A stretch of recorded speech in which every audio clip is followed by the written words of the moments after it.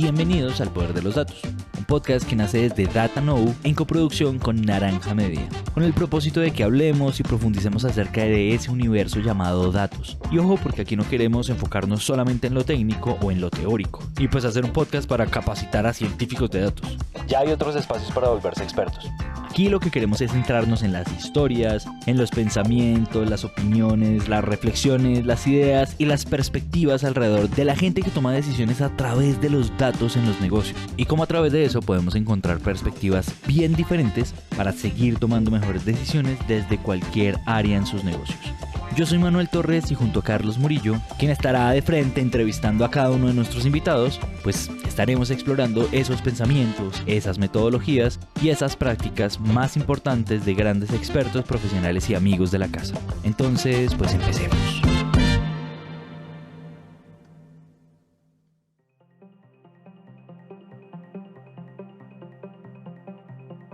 Hola a todos, bienvenidos a este nuevo episodio de El Poder de los Datos, un podcast que nace desde DataKnow con el propósito de educar un poco, de llevar nuevo conocimiento a las personas que nos escuchan. Nos gusta traer líderes de la región en términos de datos y cómo se pueden explotar esos datos para que nos cuenten un poco de sus experiencias, buenas, malas, cosas por mejorar, mejores prácticas, embarradas, y un poco de eso se trata. Tenemos como propósito democratizar la analítica de datos de inteligencia artificial y también se democratiza educando y enseñando un poco a las personas que tal vez todavía no hayan entrado mucho a este mundo.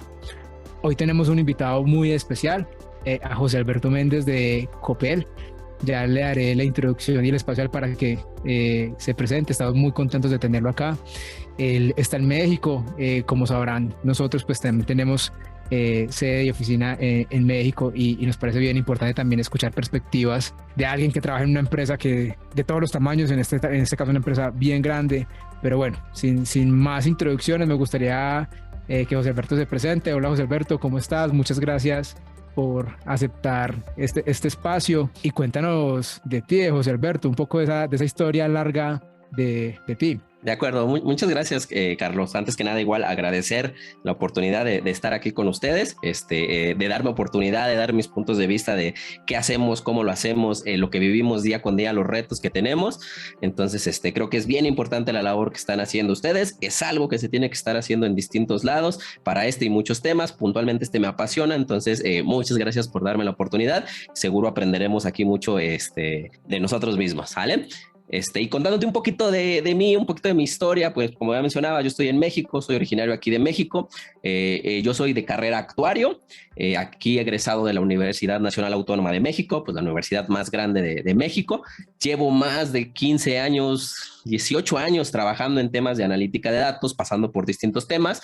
Prácticamente desde que salí de la universidad me he dedicado al tema de la analítica de información, analítica de datos por distintos rubros.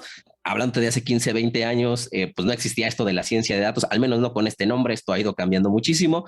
Yo desde que salí empecé a trabajar y no he dejado de trabajar, a pesar de que he tomado otros estudios y demás. Siempre he estado trabajando, siempre he estado en la parte de la analítica de datos. De hecho, mi historia comienza en estas empresas de crédito donde se hacía esta analítica para decidir a quién le das crédito, a quién no le das crédito, cosas que relativamente eran genéricas en ese entonces. En ese entonces todo el mundo le llamaba Business Intelligence, ¿no? Todo el mundo quería hacer Business Intelligence, que si me preguntas de Intelligence no tiene demasiado, pero bueno, igual podemos ahondar en eso adelantito.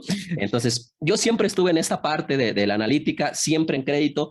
Como les comentaba, al inicio estuve saltando en distintas empresas, siempre en la parte financiera, desarrollando modelos, ¿no? Que es lo que a mí me gusta, lo que a mí me apasiona. Posterior a eso es de que a mí se me hace una invitación como para por fin entrar aquí dentro de Copel, donde ya llevo aquí poco más de 8 años ya trabajando aquí.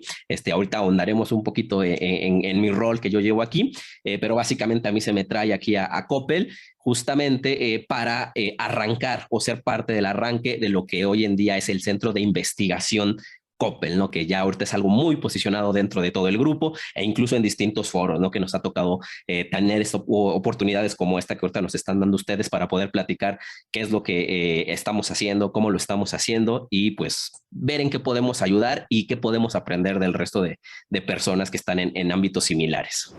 Aquí hago una pausa para nuestra audiencia no mexicana.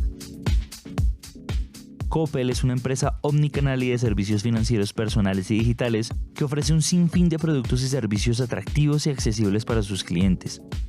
La empresa nace en Culiacán, Sinaloa, en 1941, cuando Luis Coppel Rival y su hijo Enrique Coppel establecen unas tienditas llamadas El Regalo, donde vendían radios y relojes. Lo interesante de la historia de esta mega empresa es que después de la Segunda Guerra Mundial, cuando los clientes ya no tenían liquidez para comprar de contado, nace la idea de vender muebles y otros artículos a crédito en bonos semanales. Con el paso del tiempo, la empresa fue creciendo y se trajeron nuevas líneas de productos y servicios que convirtieron a Coppel en una de las empresas líderes en todo el estado mexicano. Ahora sí, sigamos.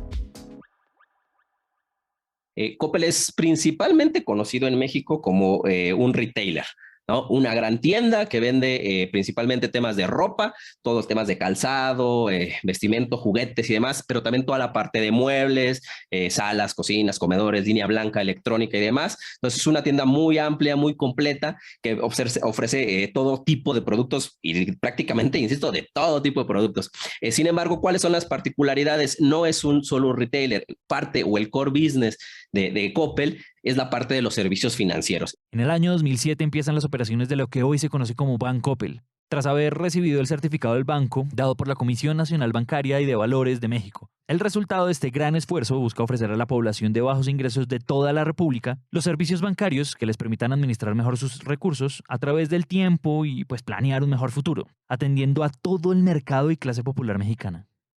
Inicialmente Coppel solo era esta tienda, este retailer que empezó a ofrecer servicios de créditos al público en general, principalmente enfocándose a las personas a las que no se les estaba dando la oportunidad de acceder a servicios financieros como el crédito. Muchas veces a las personas que se les niega el crédito en bancos o en instituciones más enfocadas tal cual al tema de servicios financieros, Coppel siempre les dio la oportunidad de, hey, ven, yo te puedo dar el crédito para que te hagas de esos muebles, de esa televisión, de eso que necesitas para que puedas acceder a este tipo de servicios, ¿no? Entonces, tiene mucho este tema de la inclusión financiera a todos los sectores de México. Tanto es así que después de solo ser esta tienda que tenía sus propios servicios financieros, esto empieza a ampliarse a lo que hoy en día ya es, digamos, Grupo Coppel, que ya no solo es el retailer, también tenemos ahora un banco, y un banco en todo el sentido de la palabra, ¿no? Un banco como cualquier otro, que vive mucho dentro de las tiendas, pero incluso hoy en día ya se está saliendo y estamos empezando a tener sucursales propias de banco que ofrece ya servicios de banca tal cual como cualquier otro banco en México. De hecho, tenemos grandes proyectos que van muy enfocados al tema del plan de expansión de Coppel, para poder incluso ya saber dónde de tantos que ya tenemos y tanto alcance que tenemos, e incluso a nivel internacional, ¿no? Actualmente tenemos también tiendas en Argentina, que es donde estamos trabajando, y apenas ahí estamos empezando a trabajar nosotros como centro de investigación para empezar a utilizar la analítica de datos para potenciar todo lo que estamos haciendo hoy en día en Argentina. Lo que hace Coppel y digamos que en todos los negocios que están como grupo. Ahí me gustaría empezar a que conversemos un poco de ese centro de investigación. No había tenido la oportunidad como de conocer a alguien que, bueno, arranque un centro de investigación y lo arrancamos con alguien que está también desde los datos y desde la analítica. ¿Cómo ha sido la experiencia? ¿Cómo fue? ¿Hace cuánto arrancaron? ¿Qué retos encontraron? De acuerdo. Pues mira, como te decía, el centro de investigación hoy en día ya tiene por ahí de 8 años, casi 9 años, que se das cuenta es casi la antigüedad que yo tengo aquí en Coppel. Me tocó ser del equipo fundador de este proyecto, de lo cual estoy como muy agradecido por esa oportunidad y por lo que ya hemos logrado, ¿no? ¿Cómo fue que se plantea esta información? Antes la analítica de datos dentro de Grupo Coppel estaba muy enfocado o solamente enfocado casi en temas de crédito, ¿no? De hecho, antes no existía un área de ciencia de datos, antes el área se llamaba riesgos, porque en las áreas de riesgo es donde se hacía la analítica para estos modelos. Pero ahí, a partir del éxito que empieza a tener este tema de la analítica de datos, es que se empieza a decir, oye, pues tenemos que utilizar esta analítica no solo para el crédito, la podemos utilizar para muchas otras cosas más, y es que se empieza a solicitar temas de analítica para solucionar otro tipo de problemas que antes iban solucionándose pues de maneras más tradicionales o incluso de maneras muy manuales. En este momento, en Coppel se empiezan a crear áreas operativas de analítica que pretendían usar la analítica para mercadotecnia y servicio al cliente de la empresa. Sin embargo, se empezaron a dar cuenta que por la magnitud y el crecimiento de la empresa, pues era necesaria la implementación de un centro especializado y de investigación de datos. Entonces fue, hey, necesitamos este equipo que no esté inmerso en la operación para que pueda tener esa apertura de poder probar estas nuevas cosas que están saliendo, estos nuevos algoritmos, ver estas nuevas tendencias en el mercado de lo que está pasando, ver qué de eso podemos jalar para poder empezarlo a aplicar aquí y tener un equipo de expertos que sea capaz de traer eso para que Coppel lo pueda adoptar y lo empecemos a permear en el resto de la institución y no solo en un pedacito. En ese entonces a mí es que se me invita a participar en esta propuesta. Esto muy desde el lado de mi experiencia, que te cuento que mis primeros años fueron muy enfocados a la analítica en servicios financieros. Somos un centro de investigación, hay que ver todo lo que está haciendo, todos los algoritmos que ahorita ya están creando, que sirven para lo mismo, pero no necesariamente van a ser los mejores, y ahí es donde entra justamente la idea de este centro para decir, vamos a solucionar ese mismo problema que hoy lo solucionamos con esto, probándolo con estas otras tecnologías, estos otros algoritmos, para ver cuál es realmente el mejor.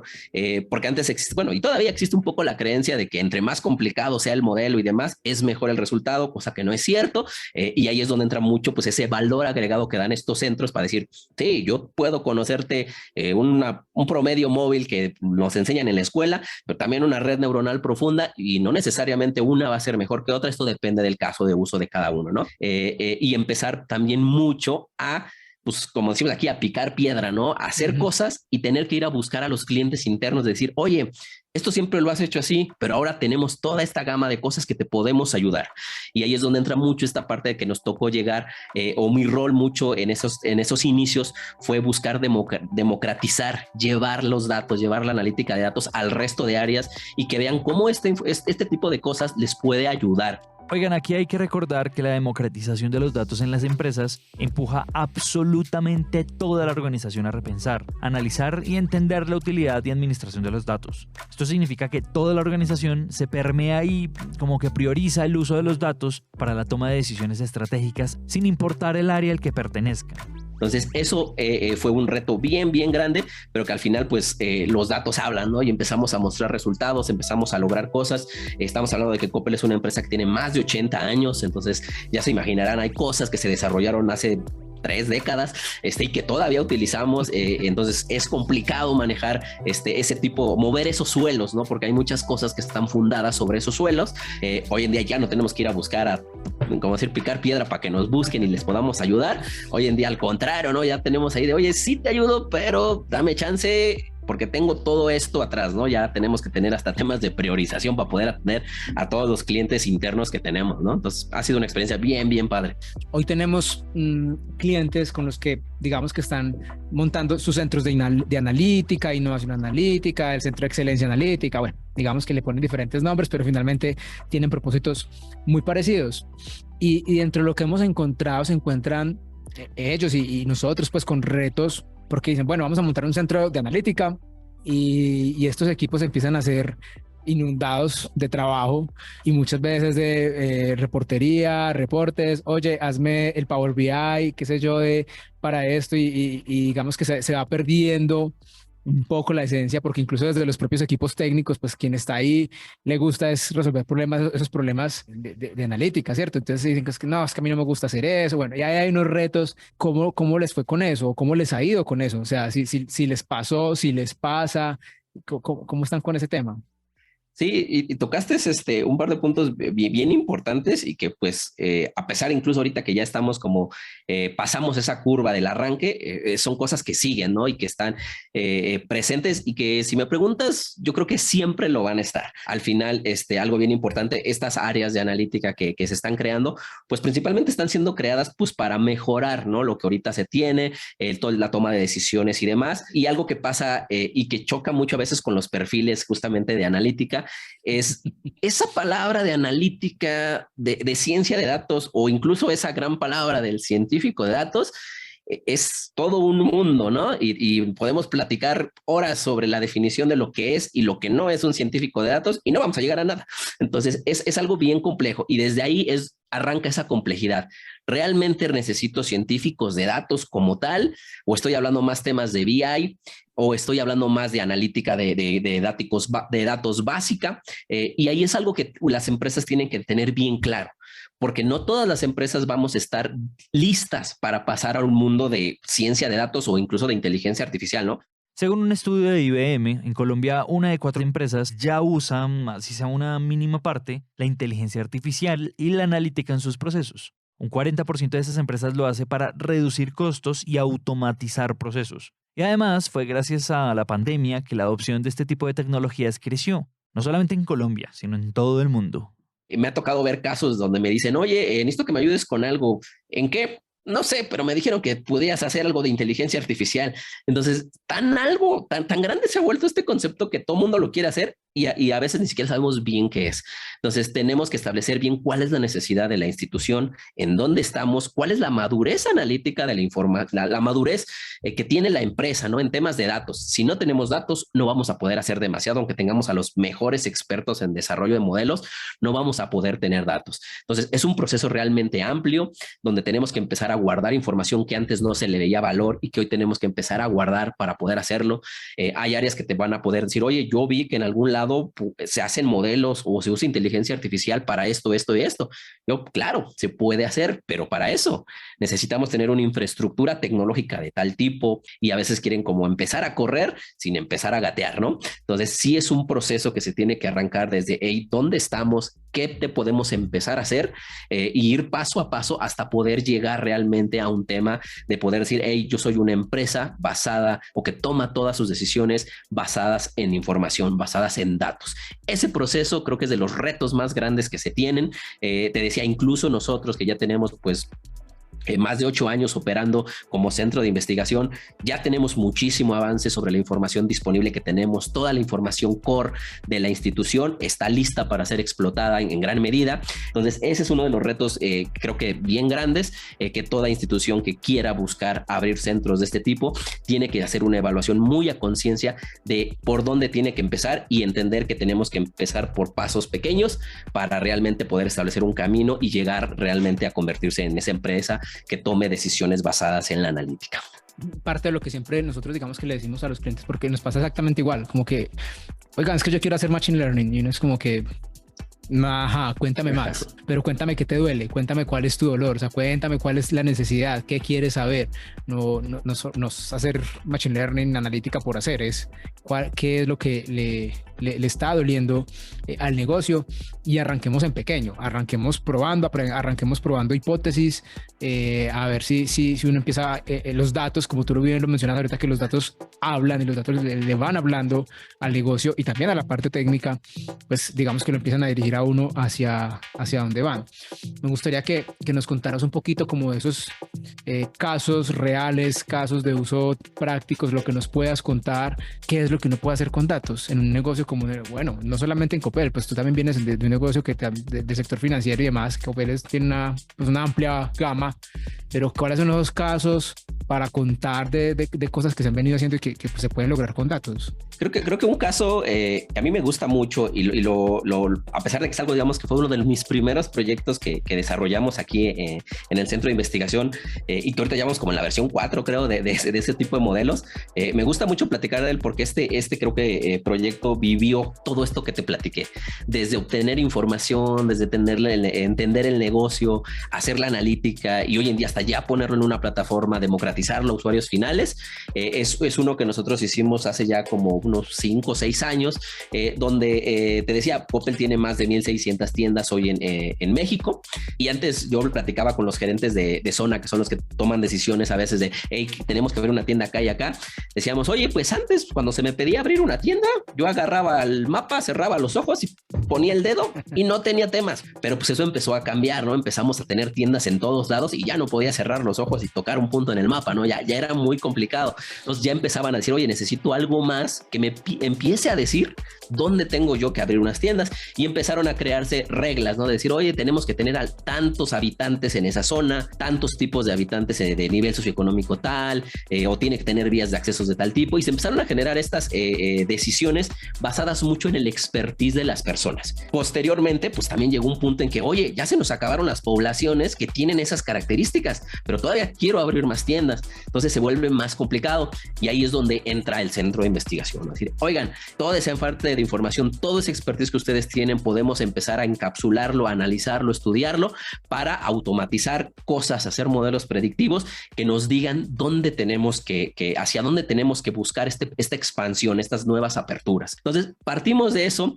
y ahí fue todo un tema porque era cuando todavía no se nos conocía tanto y fue incluso un trabajo de campo de ir con las personas que tenían más éxito a hacer estas aperturas, sentarnos con ellos, entender, oye, ¿tú cómo le haces para tomar la decisión? Pues yo me fijo en esto y en esto, y así nos empezamos a acercar todos, ¿no? Esto que nos cuenta José Alberto es muy importante. Sentarse y hablar con las personas que ya tienen cierto conocimiento a la hora de tomar decisiones para el negocio, aunque partan desde la intuición, pues, es parte esencial de la analítica y de la ciencia de los datos. Porque sí, podemos tener a la mano los números, los algoritmos, las matemáticas y la programación y todo eso, pero lo importante siempre está en el negocio y en las decisiones que se tiene que tomar para el negocio.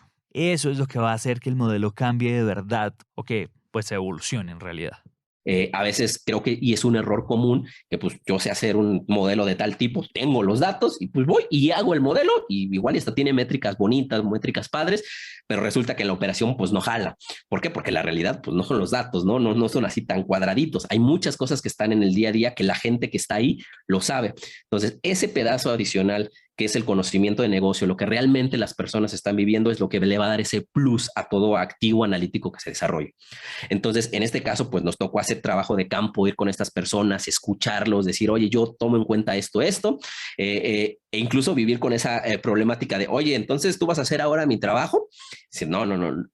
Esto no viene a sustituir tu trabajo, esto viene a darte más información para que tomes mejores decisiones en tu trabajo. De ahí es donde ya entró el proceso analítico de nosotros, recabar todo ese conocimiento, transformarlo a datos, extraer información y ahora sí empezar a hacer modelos. ¿Qué fue lo que pasó? Es de que antes, cuando se hacía muy a manual, pues te decía, identificamos quién le atinaba mucho, quién le atinaba menos, al punto de poder decir, pues enfoquémonos en los mejores para reducir ese error. Ahí estamos muy enfocados en el tema de la rentabilidad de la tienda, la probabilidad de éxito de la tienda, y veíamos, oye, pues la persona nos decía que iba a vender tantos millones y vendió tanto, ¿en cuánto se equivocó? Entonces ahí es donde ya se hacen este tipo de modelos y mejoramos drásticamente ese tino que se tenía para abrir tiendas, ¿no? Y llegamos al punto de que hoy en día ya podemos evaluar así, no una localidad, no un municipio, no es la esquina de la calle tal con la calle tal, latitud y longitud, extraemos datos, ya todo un proceso de extracción de información interna, pública que tiene el gobierno, información que hasta conseguimos con empresas externas que no la venden, conjuntamos toda esa información, hacemos modelos predictivos que nos dicen, hey, si abres una tienda ahí, vas a vender tanto, vas a tener tanto éxito, etcétera.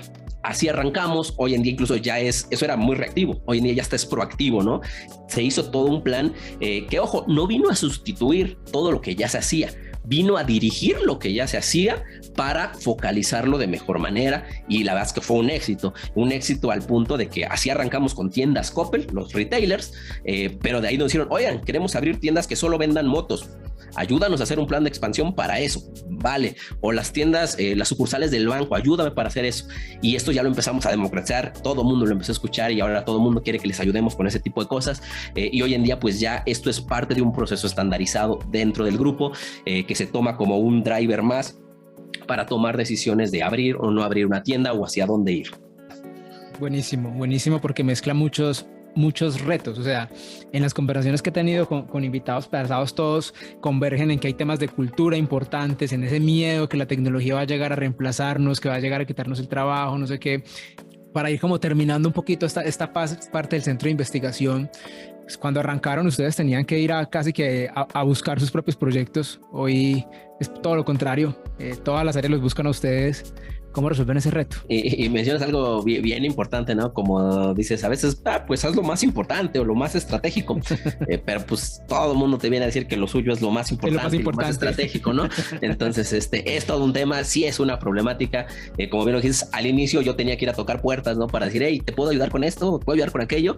Hoy en día no, hoy en día vienen a tocar puertas para decir, oye, ayúdame con esto y ahora con esto y esto. Entonces sí pasa este tema de tener que buscar un sistema de priorización. Ahí entra una una parte ya no tanto de ciencia de datos, sino más bien un tema de administrativo, de algunas técnicas justamente para priorización, para bien, creo yo, de este centro. Pues somos un centro que depende prácticamente de la dirección general, entonces tenemos visibilidad hasta allá, entonces tenemos todos varios sistemas, varios mecanismos de priorización, al punto de que hoy en día prácticamente no me dejan hacer nada si no viene firmado por ciertos niveles. Y antes me llegaron a plantear eso y dije, no, pues eso va a estar bien difícil, ¿no? No, pues va a estar difícil que yo vaya a buscar a esos altos niveles para que me estén firmando mis proyectos. Y no, la realidad es de que siempre yo he dicho, los resultados hablan, los números hablan, ya tenemos consejos, comités exclusivos de nosotros justamente para temas de priorización, donde se sientan todas las cabezas para poder decir, hey, yo tengo todas estas necesidades donde quiero que el centro de investigación me ayude. Otro director puede decir, yo tengo todas estas, entonces tenemos distintos sistemas de priorización. Toda institución creo que debe de tener bien claro cuáles son los ejes estratégicos para cada institución. Esos ejes estratégicos son los que tienen que mandar, tienen que dar el camino hacia dónde tenemos que ir. Aquí en Coppel ya tenemos esos ejes estratégicos que se establecieron en toda la alta dirección para decir, los ejes estratégicos de Grupo Coppel para los siguientes años van a ser estos, estos y estos, y desde ahí empieza el tema de priorización. Uno de los grandes ejes es mejorar tal parte. Venga, entonces eso le empieza a dar puntos. Temas medibles que puedan tener, no sé, aquí utilizamos una métrica que se llama como el BNEA, que es básicamente una especie de ROI, de retorno de inversión, de oye, si modifico eso, ¿cómo se va a mover el negocio? ¿Realmente se va a mover o no se va a mover? Y si se va a mover, ¿qué tanto? Justamente para revisar temas de rentabilidad. Pero creo que eso es muy puntual de cada institución, muy puntual de cada empresa, que tiene que establecer esos drivers para poder decir a qué le vas a dar prioridad y a qué no le vas a dar tanta prioridad. Nosotros, te decía, somos un centro de investigación que se encarga de toda esta parte como globalizada. Sin embargo, no somos los únicos equipos de analítica que están dentro del grupo, ¿no? Hay otros equipos que son estos equipos dedicados que atienden, no sé, a mercadotecnia, son estos equipos que atienden a recursos humanos, atienden a la inmobiliaria, al banco. Entonces, ellos son los que están como en ese día a día, y solo cuando se requiere cierta expertise fuera de eso es donde entra el centro de investigación. Al final sí buscamos ser como ese centro de excelencia analítica que solo entra en las principales problemáticas que tiene el grupo y que se considera que nosotros somos la mejor opción para buscar esa solución. Hablando ya de innovación y un tema que casi que es obligatorio hablar de hoy en día, hemos venido hablando de datos, del centro de investigación, de cómo fue esa historia, de casos de éxito, pero también se fracasan. No sé si nos puedas contar alguna historia también como de fracasos que hayan tenido. Y como decía por ahí algún famoso, ¿no? Más que fracasos son como aprender cómo no se deben de hacer las cosas, ¿no? Perder es ganar un poco, decía un filósofo colombiano. Exactamente, entonces sí hemos tenido casos en los que hemos aprendido mucho. Creo que eso se nos pasó mucho al inicio cuando arrancábamos, y creo que tuvo mucho que ver con este ímpetu que te mencionaba al inicio, ¿no? De cuando yo llegué aquí y vamos a hacer toda esta parte, vamos a hacer los supermodelos y demás.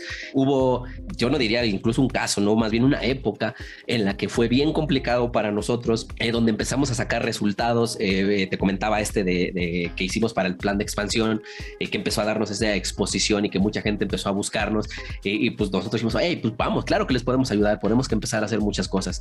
¿Cuál fue como la gran problemática o a la que tuvimos esta época de dolor, diría yo? Era justamente que nos cayera el 20 de poder decir, hey, está bien que podamos hacer todo esto, pero creo que no estamos listos para hacer muchas implementaciones de esto que hacíamos, ¿no? Hubo proyectos en los que trabajamos meses, a veces creo que hasta más de un año desarrollando activos analíticos, pero nos encapsulamos completamente en la parte analítica, en analizar los datos, que pedimos todo, hey, pásame los datos, y me lo pasaron en Excel, en CSVs, en un montón de fuentes.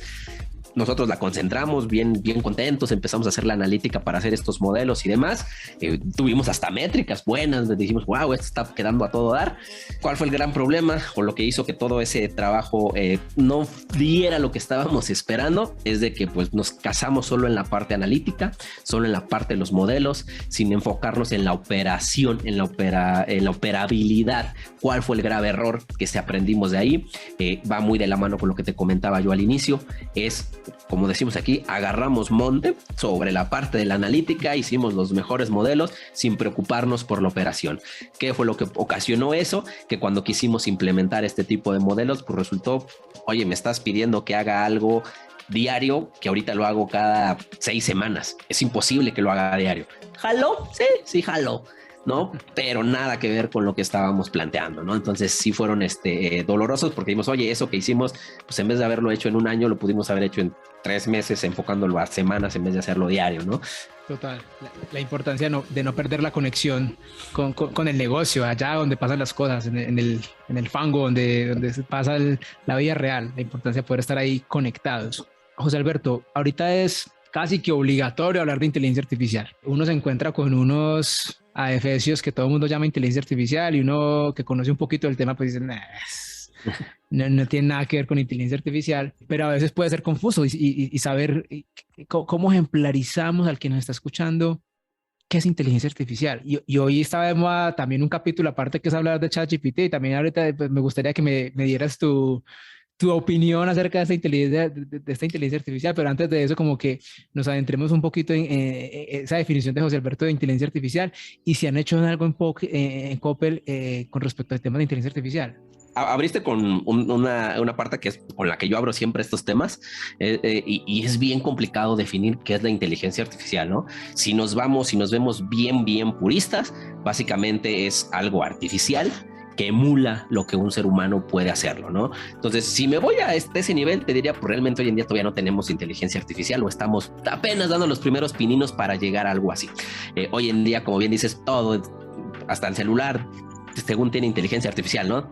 Y sí, más que inteligencia artificial, diría yo, tiene modelos predictivos, modelos analíticos de machine learning que integran distinto tipo de herramientas para predecir ciertos comportamientos. Pero algo que alguna vez en una plática tuve, hablábamos justamente, pues realmente la inteligencia artificial hoy en día, o en ese entonces hace un par de años, hablábamos de decir, pues la inteligencia artificial que hoy en día conocemos no es más capaz de hacer lo que hoy en día un niño de 6 años te puede hacer.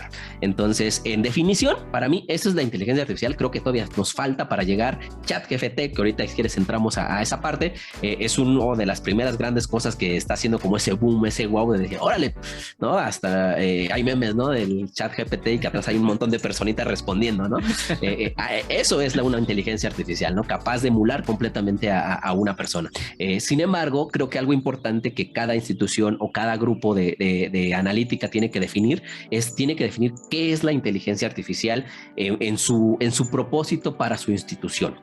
Si tú me preguntas cómo es que ahorita establecemos lo que es la inteligencia artificial, al final yo estoy a cargo de un área que se llama inteligencia artificial y analítica avanzada, pues tenemos que definir bien a qué nos referimos con la inteligencia artificial y qué es la analítica avanzada. Hoy en día, ¿qué es lo que nosotros estamos trabajando como digamos inteligencia artificial?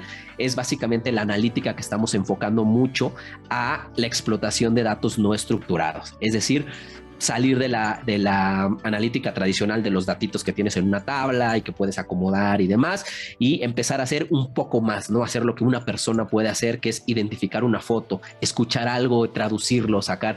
Es lo más cercano que creo hoy en día podemos utilizar, ¿no? Los chatbots, pero no un chatbot como GPT, sino un chatbot como el que te responde preguntas básicas en tus redes sociales o en los chats de cobranza, ese tipo de chatbots que empiezan a tener, te digo, capacidad de emular a un ser humano, al menos en las preguntas básicas para poder entender que la persona que me está buscando tiene un tema, no sé, con la cobranza o tiene dudas sobre un producto y al menos llegar al punto de que estos chatbots empiecen a decir, este cuate quiere algo de cobranza o este cuate quiere algo más enfocado a temas de productos y poderlo disparar a los especialistas en cada persona. Estamos haciendo todo ese tipo de modelos que están enfocados, insisto, a la data no estructurada y es como ahorita a nivel centro de investigación estamos definiendo la inteligencia artificial y pues no esa parte purista de Turing, que creo que todavía estamos algo lejos de esa parte. Ahí ya que hablamos de ChatGPT, si lo has probado, has tenido la oportunidad de probarlo, es bastante impresionante, pues yo me he entrado a probarlo con muchas preguntas y es bastante impresionante lo que logra. Pues creo que la palabra que utilizaste es muy correcta, es bastante impresionante esta herramienta, la verdad es que cuando salió fue así como wow, digo, ya empezaron a salir las competencias, ¿no? Que Ajá. empiezan a tomar eso, entonces es bastante impresionante y creo que se debe mucho al tema de pues, la cantidad de información a la que se tiene acceso hoy en día. Sin embargo, también, y algo que no hay que perder de vista, esto sirve mucho para temas muy generales, ¿no? Algo que hoy en día la inteligencia artificial tiene desde mi punto de vista y que siempre va a tener, al menos antes de que lleguemos a nivel cinematográfico de que tomen conciencia, siempre la inteligencia artificial va a estar encapsulado en lo que le demos nosotros como información para que conozca y aprenda. Ahora, también creo que se le da como mucho boom a esto. Sin embargo, las clásicas preguntas que se le hacen o cuando uno se mete a jugar ahí pues ahora sí que por este boom de esto, siempre Ajá. se le hacen preguntas bien generales, ¿no?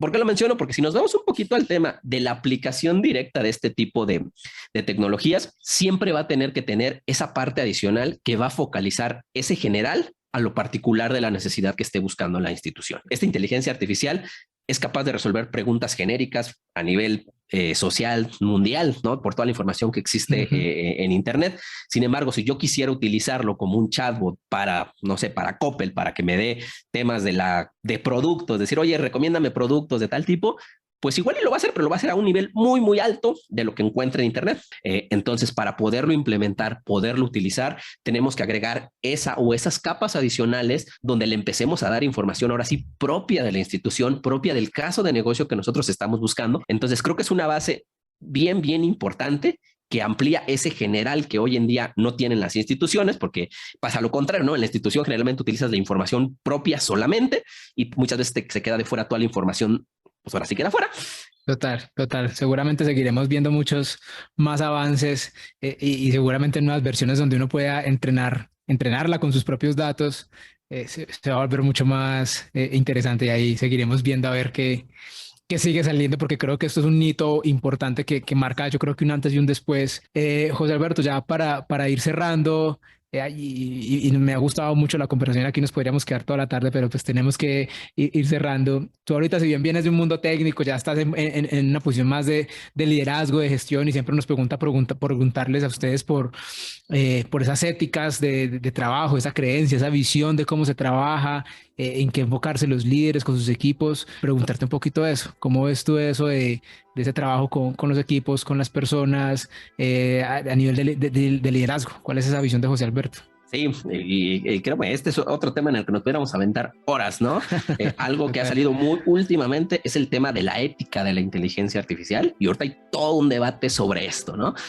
Yo creo que hay dos partes esenciales para tomar un buen liderazgo de equipos de este tipo. Una, y que esa sí es muy, muy mi punto de vista, yo vengo de la parte técnica, como dice, entonces me tocó conocer la analítica desde lo más bajo hasta lo más alto que ahorita estoy, donde ya no desarrollo yo directamente, pero me toca justamente esta gestión. Algo que yo siempre busco, que creo que es importante para mis colaboradores, son básicamente creo que dos cosas. Una tiene que ver justamente con esa conexión entre la parte técnica y la parte de negocio. Ese puente que está ahí es esencial. Creo que si ese no se tiene, va a ser bien complicado que avance. Porque si estás completamente de un lado técnico, puedes ser un líder técnico muy bueno y yo he colaborado en temas con universidades completamente técnicas y está padre meterte solo ahí, pero es complicado llevarlo a la vida y eso incluso creo que es una problemática que existe hoy en día en la academia. Por el otro lado está el caso contrario, donde tienes a alguien que está completamente enfocado en la gestión y que puedes tener excelentes habilidades soft, como les llamamos aquí, pero que no conoce el mundo técnico, la teoría, la matemática.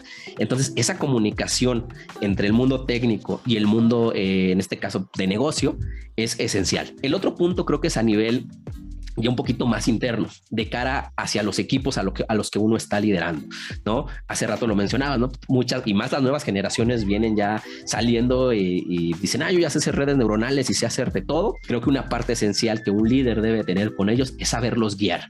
¿Por qué? Porque hoy en día hay un montón, un arsenal de herramientas y de armas que tenemos para resolver problemas, muchas, así muchas. Y está las más poderosas, que es una red neuronal, que es capaz de emularte desde una regresión lineal hasta un conjunto de clasificadores y etcétera, ¿no? Y con eso bien pudieras resolver todo. pero no es lo mejor, no es lo más eficiente e incluso a veces ni siquiera te va a dar los mejores resultados. Entonces, esa conjunción entre la necesidad de negocio y la parte técnica creo que es algo clave. Y por último, creo que algo también bien importante en este mundo de la ciencia de datos es que esto está vivo y está avanzando a pasos agigantados, súper rápidos. Y a veces algo que pasa muy común es de que pues yo ya conozco ciertos algoritmos, ciertas técnicas y con eso puedo solucionar la gran mayoría y nos quedamos a veces casados y nos clavamos en un área de confort. Y eso pues a quién no le gusta estar en su área de confort, por eso se llama área de confort. Pero al final tenemos que buscar justamente no quedarnos ahí, estar buscando lo nuevo, las nuevas herramientas y créeme que eso es doloroso, ¿no? Yo lo viví, yo siempre fui un apasionado, por ejemplo, de programar en R. Siempre aprendí a programar en R. Hoy en día R siento que está siendo un poco desplazado por temas de Python y algunos otros lenguajes. Al inicio a mí me costó mucho decir, es que eso que no hace Python también lo hace R y te casas con una herramienta, ¿no? Y ya después uno aprende y dice, no, para unas cosas voy a utilizar esto, para otras ocuparé aquello. Todo lo quieren hacer con lo que ya conocen y tenemos que tener esa apertura para salir de esta área de confort, para poder estar probando lo nuevo, escuchar a las nuevas generaciones que vienen con cosas frescas.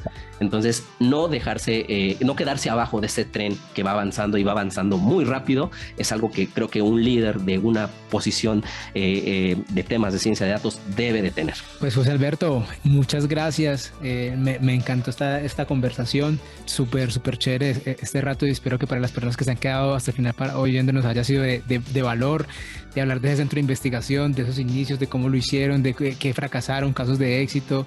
No, nuevamente, muchas gracias a ustedes por darme la oportunidad. Ojalá sea de gran ayuda la experiencia que yo he vivido. Total, todos aprendemos. Y bueno, este es el final de este episodio. Gracias a todos quienes se quedaron hasta el final. Recuerden seguirnos en nuestras redes, en LinkedIn, datanow.io, en nuestra página web. Nos veremos en un próximo episodio, seguramente con otro gran invitado.